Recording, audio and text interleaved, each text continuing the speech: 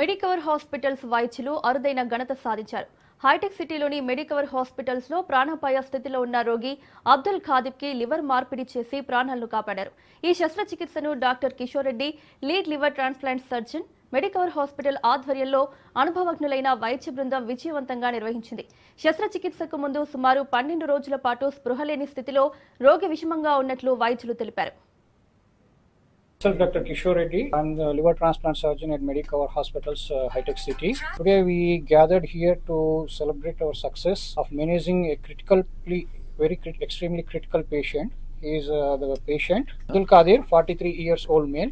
African countries నుంచి travel చేశారు ఇండియాకి. ఈయన లివర్ పాడైపోవడం వల్ల ఫెయిల్యూర్ అయిపోయి గత 2 సంవత్సరాలుగా ఇక్కడ ట్రీట్మెంట్ తీసుకుంటున్నారు. కండిషన్ క్రిటికల్ కావడంతో ఫైనల్ గా బ్రెయిన్ అఫెక్ట్ కావడము, లివర్ ఫెయిల్యూర్ వల్ల బ్రెయిన్ అఫెక్ట్ కావడము, కిడ్నీస్ డ్యామేజ్ కావడము, అండ్ ఊపిరితిత్తుల్లో నీరు చేరుకోవడము, అండ్ ఫైనల్లీ ఈయన కోమాలోకి వెళ్ళిపోయారు. 2 వారాల పాటు కోమాలోనే ఉండిపోయారు. ఇమీడియట్ గా డిఎంఈ ఆఫీస్ నుంచి స్పెషల్ పర్మిషన్ తీసుకొని నెక్స్ట్ డేనే ట్రాన్స్ప్లాంట్ చేయడం జరిగింది.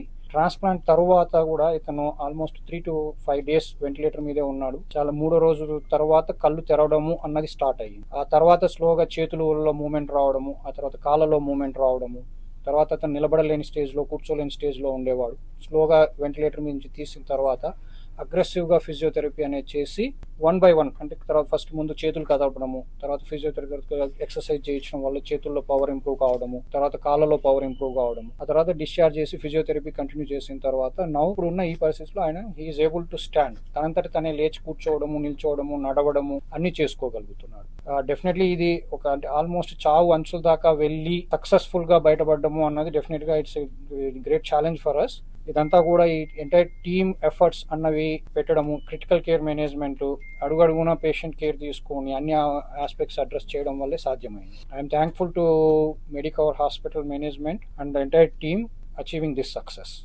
పేషెంట్ గా కొంచెం క్రిటికల్ ఛాలెంజెస్ అయితే ట్రాన్స్ప్లాంట్ ముందే కూడా చాలా కోమాలా కండిషన్ కి ఉన్నారు. న్యూట్రిషనల్లీ కూడా చాలా పువర్ ఉన్నారు. ఇది సార్కోపేనియా చెప్తా అనమాట. ఇది సివియర్ సార్కోపేనియా ఉన్నాయి పేషెంట్ కి. మసల్ కి అంత పవర్ లేదు. సర్జరీ అయితే చాలా పెద్ద సర్జరీ, 10-12 hours నడుస్తుంది. ఇది సర్జరీగా వెంటిలేటర్ పెట్టి వెంటిలేటర్ తర్వాత బయటే రావడానికి, ఇది ట్రాన్స్ప్లాంట్ అయిపోయిన తర్వాతనే కూడా ఇది నర్వ్స్ కి స్టిమ్యులేషన్ కా ఇవన్నీ ప్రాపర్ గా ఫిజియోథెరపీ చేసి, ఇది ఇమ్యూనో సపరేషన్ మెడిసిన్, ఇది లివర్ కి సెట్ అవ్వాల బాడీగా ఇక ఇమ్యూనో సపరేషన్ మెడిసిన్ ఇస్తా.